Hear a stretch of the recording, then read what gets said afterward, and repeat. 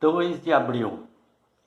Às vezes nós ficamos imaginando até quando o mundo vai continuar desse jeito.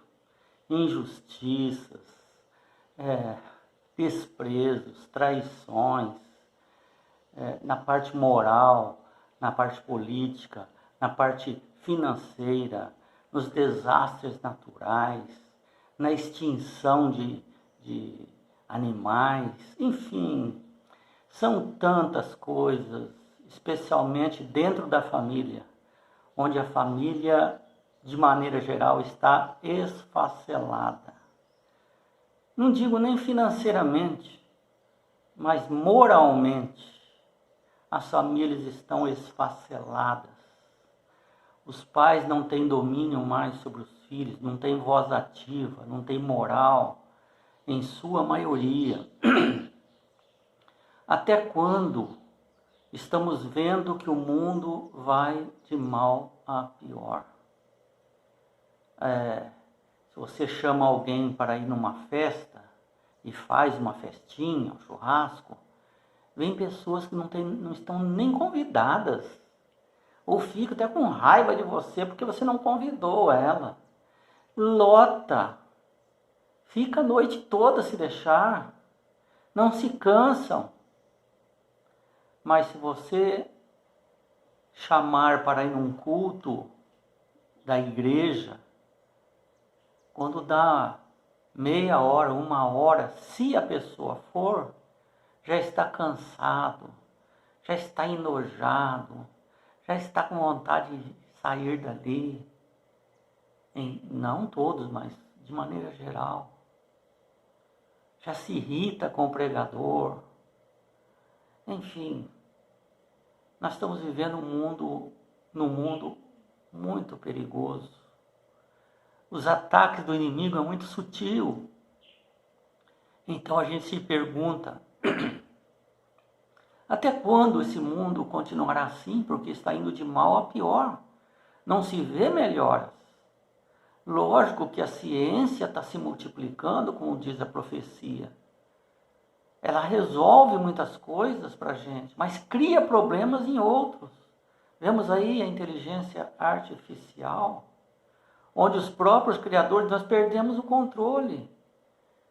Agora uma pessoa pode imitar a outra perfeitamente, fazer ela dizer coisas que ela não disse. Não é mais apenas um fake news grosseiro. Não. Agora são coisas sofisticadas. Pirâmide de bitcoins. O dinheiro agora, dentro de 1 ou 2 anos, pelo menos no Brasil, será praticamente eliminado. Será criada uma outra condição. Antigamente se usava só o dinheiro, depois o cartão, o cheque, depois o cartão substituiu tudo. E vai ficando perigoso, porque mais ataques para o cidadão, de hackers e de outros, para as empresas. Até quando? O Apocalipse responde: a última mensagem de misericórdia, porque há 6.000 anos o mundo está indo de mal a pior. E todos terão que tomar uma decisão irrevogável. A mensagem do Apocalipse, que nos livra da condenação do pecado, soará e ressoará por toda a terra. Logicamente está falando de um período próprio, um ponto na história do pecado, que não aconteceu, vai acontecer. Hoje está acontecendo em gotas, como que em conta-gotas, muito lento. Nós não estamos falando de qualquer evangelho.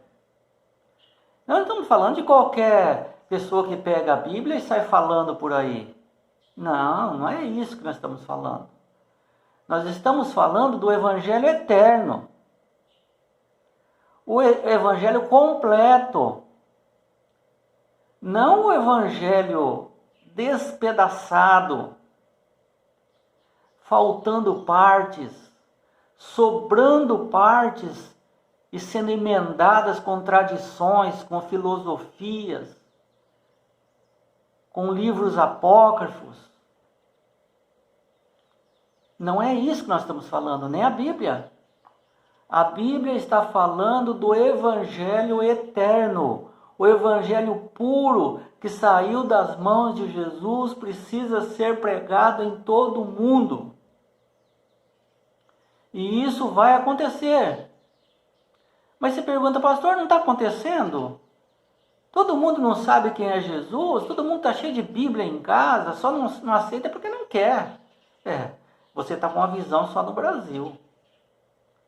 Ou só aqui no Oriente, no Ocidente. Aqui no Ocidente, que abrange basicamente Estados Unidos, toda a Europa e América do Sul. Mas onde tem mais pessoas, nem se conhece Jesus em sua maioria. Cerca de 1 ou 2% de todos os bilhões de pessoas que vivem no Oriente nunca ouviram falar de Jesus. São países fechados. E essas pessoas hoje não têm como decidir. Deus deverá fazer um julgamento especial delas. Pela luz que tem, ver a sinceridade. Não serão todos condenados. Muitas pessoas que nunca ouviram, morreram já, e nunca ouviram sobre Jesus, poderão ser salvas? Sim. Como índios, por exemplo, no centro da Amazônia, nunca ouviram falar de Jesus, podem ser salvos? Podem. Nunca ouviram falar sobre Jesus ou sobre qualquer outra coisa? Podem ser salvos. Jesus não cometerá injustiça? Terá uma maneira especial de analisar cada um desses, que só ele sabe? Provavelmente pela luz que ele recebeu. E Deus não deixará ninguém de fora por esse motivo. A pessoa só será condenada se ele refugar as condições morais, porque cada um de nós temos algo moral dentro de nós. Em última análise, isso deverá ser a base de análise por Deus. Temos uma consciência, né? Todos têm consciência. Em Mateus 24:14 diz: e será pregado esse evangelho do reino por todo o mundo, Ocidente e Oriente, todo o mundo, para testemunho de todas as nações. Aí sim, depois que ser pregado tudo em todo o mundo, virá o fim. Que fim que é esse? É a segunda vinda de Jesus Cristo, em poder e glória, não como um bebezinho mais. Mas quando vai acontecer essa pregação do Evangelho em todo mundo? Pelos sinais, que seria outro estudo que nós vamos ainda ver. Assim como foi derramado o Espírito Santo no Pentecostes, assim será derramado o Espírito Santo em grande medida para os fiéis e de uma maneira sobrenatural, e eles sairão a pregar em todos os mundos. Aí, nesse momento, receberão o dom de línguas, para pregar lá na China, lá na Coreia do Norte, Coreia do Sul, lá no Japão, na Rússia. nós vamos precisar falar o idioma deles. E aí receberemos o dom de línguas. Agora, no Apocalipse 14:6, confirma isso de Mateus, que o próprio Jesus disse. Olha, aí João, veja o que vai acontecer. Vi outro anjo voando pelo meio do céu, tendo um evangelho eterno para pregar por toda a terra. Esse anjo voando não é um anjo literal. São as pessoas que são chamadas de anjos, pessoas fiéis que receberão o poder do Espírito Santo para pregar em todos os cantos da terra. E tendo um evangelho eterno, não é essa confusão que um fala uma coisa, fala outra. É o evangelho que saiu da boca de Jesus Cristo. É esse evangelho defendido pelo remanescente, vivido pelo remanescente, aquela sobra daquela mesma fé que se vivia até o ano 100 depois de Jesus Cristo. Não é esse moderno que foram tirando coisa, aumentando coisa, não é esse não. Então, esta promessa de Mateus 24:14 tem seu cumprimento final para os últimos dias, que é Apocalipse 14:6. Jesus diz que voltará em breve, no Apocalipse, 3 vezes. 3 vezes de maneira, ele fala as mesmas palavras. Olha, 22:7 diz: eis que venho sem demora. Bem-aventurado aquele que guarda as palavras da profecia deste livro.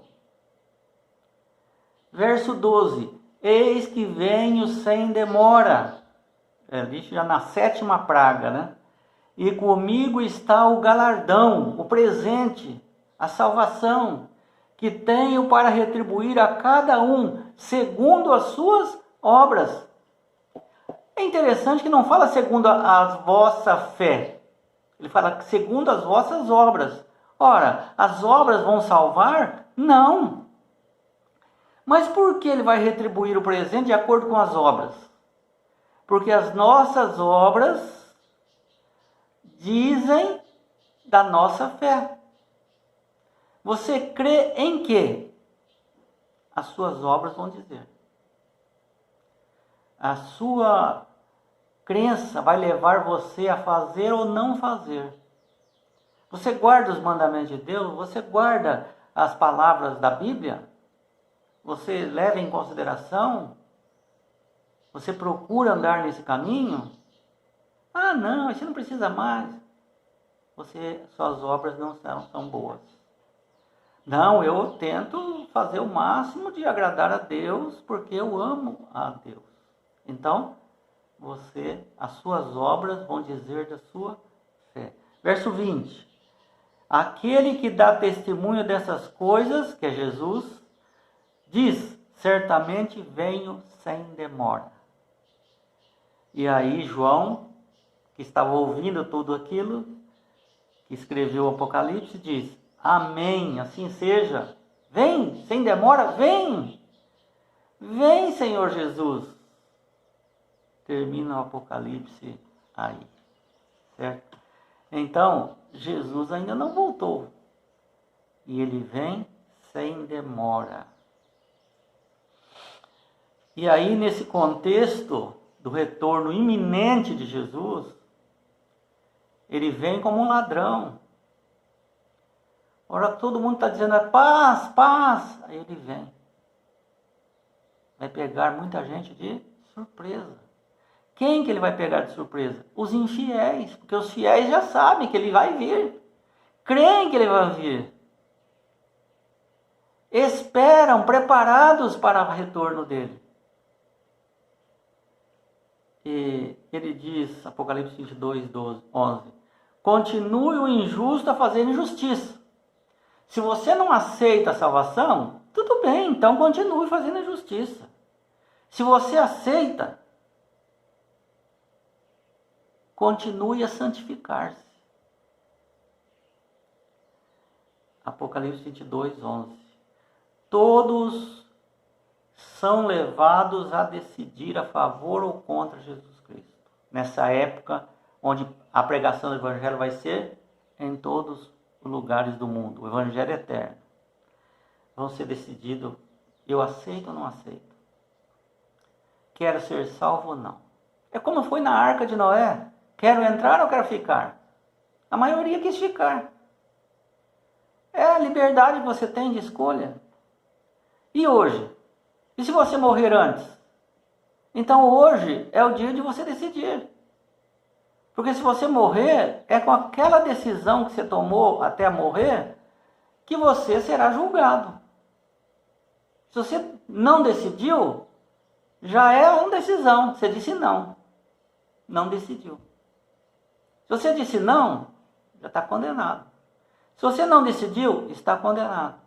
Se você decidiu, está salvo, morreu salvo. Será ressuscitado para a vida eterna. E diz assim: hoje devemos escolher sermos fiéis a Deus. E fiéis a Cristo e a sua lei. Porque é fé e obras. A fé salva, as obras mostram a salvação. Se a fé é falsa, não existe obras boas. 1 João 5,3 diz algo que é preocupante para aqueles que dizem que os mandamentos de Deus,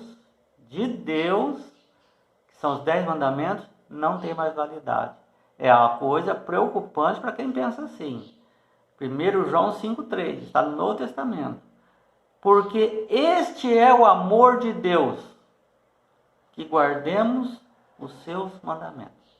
Interessante ele não falar Jesus aqui, porque ele está se referindo aos 10 mandamentos, que muita gente fala que aquele mandamento era de Deus e Jesus veio dar outro mandamento.